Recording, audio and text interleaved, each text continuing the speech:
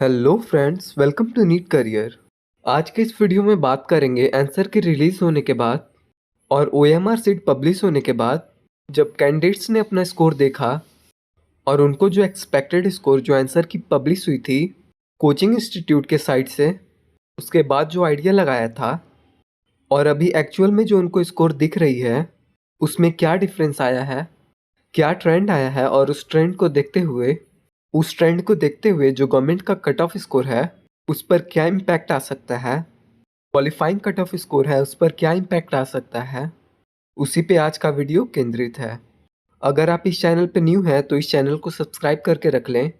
Counselling guidance के लिए आप हमें दिए गए नंबर पर कॉल या मैसेज कर सकते हैं। बात करते हैं कि ट्रेंड क्या रही। पहले स्कोर कैलकुलेट किए थे, उसके बाद जो स्कोर कैलकुलेट किए लगभग 90% कैंडिडेट्स का ऐसा ही है कि स्कोर पहले से कम है। तो कितना कम गया है? जिनका स्कोर 300 के आसपास आ रहा था 25-30 मार्क्स उनका कम गया है। जो एक्सपेक्ट कर रहे थे 600 प्लस उनका 550 प्लस आ रहा है।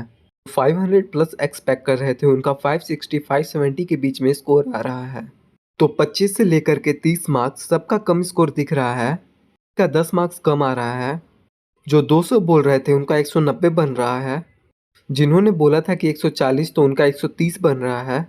कैंडिडेट्स का स्कोर कमा ही है, किसी का ऐसा नहीं सुना कि बढ़ गया स्कोर। जितना एक्सपेक्टेड है उससे बेहतर स्कोर उनको रियल आंसर की से आ रहा है। इसका मतलब क्या है कि आपका जिस स्कोर पे कैलकुलेशन किया जा रहा था उस स्कोर से और नीचे स्कोर पे भी सीटें मिलेंगी। मतलब गवर्नमेंट कॉलेजेस की जो कट ऑफ है अभी तक मेरे अनुसार से जो लग रहा था 510 515 से लेकर के 530 तक अगर आपका स्कोर बन रहा है उसमें जनरल कैटेगरी के अनुसार से ऑल इंडिया काउंसलिंग में आपको सीट मिल जाएगी। स्टेट वाले का तो अलग अलग कैलकुलेशन रहेगा कि कुछ हाई मेरिट स्टेट हैं, कुछ लो मेरिट स्टेट हैं। उसी तरह से जिन जिन कैंडिडेट्स का स्कोर बहुत कम आ रहा था उनका स्कोर और भी कम आ रहा है।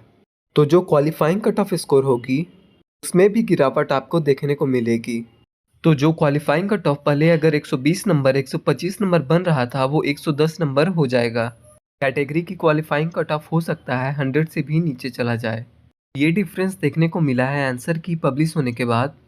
कैंडिडेट्स ने ओएमआर सीट को मैच करके फाइनल टोटल मार्क्स निकाले हैं तो उनको देखने को मिला कि मार्क्स कुछ और कम रहे हैं। इससे किसी को घबराने की ज़रूरत नहीं है। जो एग्ज़ाम होते हैं उसमें आपके मेरिट को चेक किया जाता है।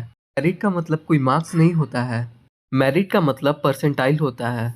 अब देखते होंगे कि कई सारे स्टेट बोर्ड्स ऐसे हैं जहाँ पे कैंडिडेट्स को कम परसेंटेज मिलते हैं कंपैरिजन विद सीबीएसई बोर्ड।